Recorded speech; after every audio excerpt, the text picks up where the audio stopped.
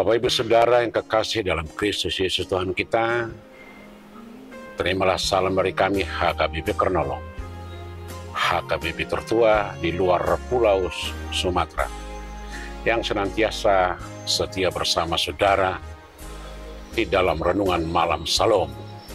Sebelum kita mulai renungan malam Salam ini, kita mulai dengan berdoa.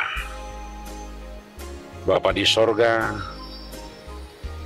di dalam Yesus Kristus Tuhan kami yang senantiasa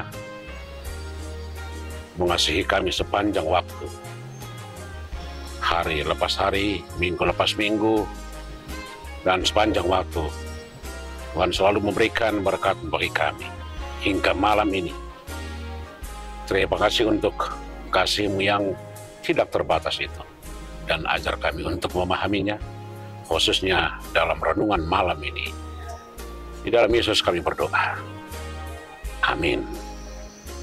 Saudara-saudara, firman Tuhan yang menjadi renungan untuk kita malam ini kita ambil dari 1 Timotius 1 ayat 3 sampai ayat 11, dan ayat pembimbing adalah ayat yang ke-8. Demikian firman Tuhan. Kita tahu bahwa hukum Taurat itu baik kalau tepat digunakan. Saya baca sekali lagi, kita tahu bahwa hukum Taurat itu baik kalau tepat digunakan. Demikian firman Tuhan. Saudara-saudara, ketika Tuhan memanggil bangsa Israel menjadi umat pilihannya, Tuhan memberikan hukum Taurat menjadi dasar dan acuan bagaimana hidup bersama Tuhan dan bersama-sama dengan manusia. Tuhan memberikan hukum Taurat yang menjadi inti pokok bagaimana membangun relasi antara manusia dengan Tuhan dan sesama manusia.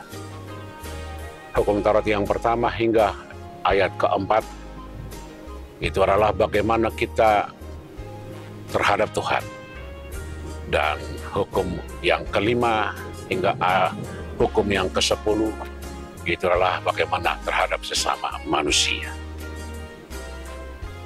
Ini diberikan Tuhan untuk menata kehidupan umat manusia yang pertama, dan bagaimana untuk meneruskan rencana Allah agar bangsa dan seluruh umat manusia bisa diselamatkan. Namun yang menjadi persoalan adalah banyak orang melakukan hukum Taurat karena terpaksa atau mungkin karena diperintah. Karena itu firman Tuhan berkata untuk kita hari ini, kalau hukum Taurat dilakukan karena terpaksa, inti hukum Taurat itu menjadi tidak benar. Kalau seandainya tidak ada perintah, tidak ada terpaksa, atau kalau tidak ada sanksi, orang akan liar dan bebas tidak beraturan.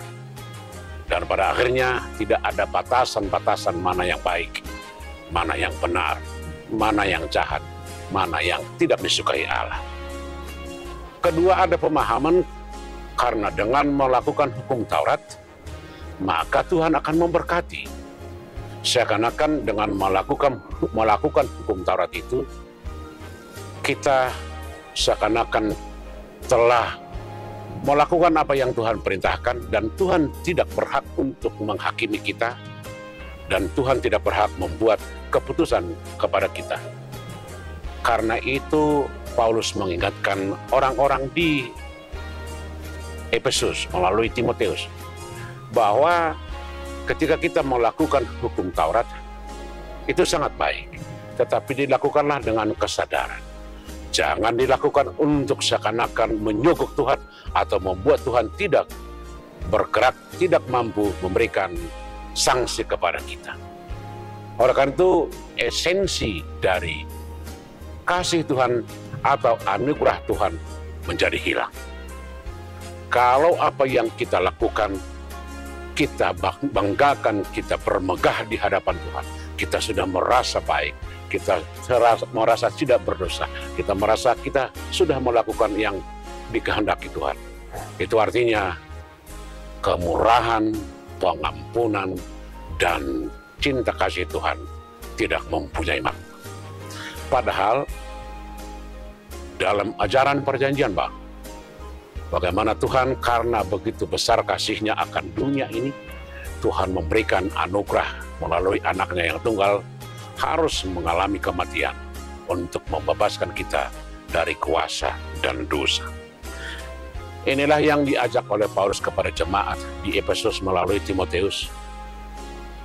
Ajaran-ajaran lama atau pemahaman-pemahaman lama yang selalu bercokol kepada pelaksanaan hukum Taurat dan hukum-hukum lainnya, itu tidak menyelamatkan kita dari kuasa dosa dan kematian. Tetapi iman kepada Yesus Kristus, melakukan seperti yang dilakukan oleh Yesus Kristus, itulah dasar dari semua iman kita kepada Tuhan.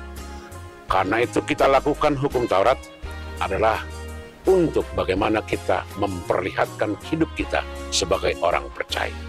Perbuatan baik, taat kepada aturan, mentaati hukum-hukum Taurat, itu harus lahir dari kesadaran, bukan karena keterpaksaan atau karena ingin mengambil atau menerima sesuatu. Kita tidak ada hak untuk membuat Tuhan melakukan apa yang dikehendakinya.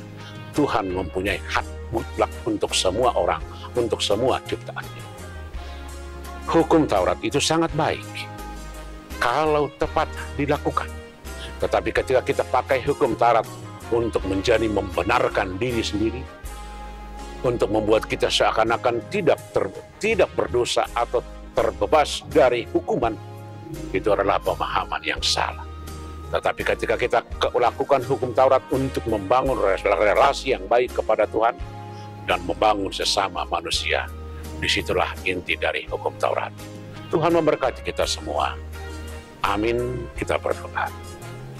Terima kasih Tuhan, ajar kami untuk selalu setia melakukan hukum-hukum yang lahir dari kesadaran kami dan iman kami kepada Yesus Kristus, bahwa kami telah diselamatkan melalui kasih anugerah-Mu kepada kami.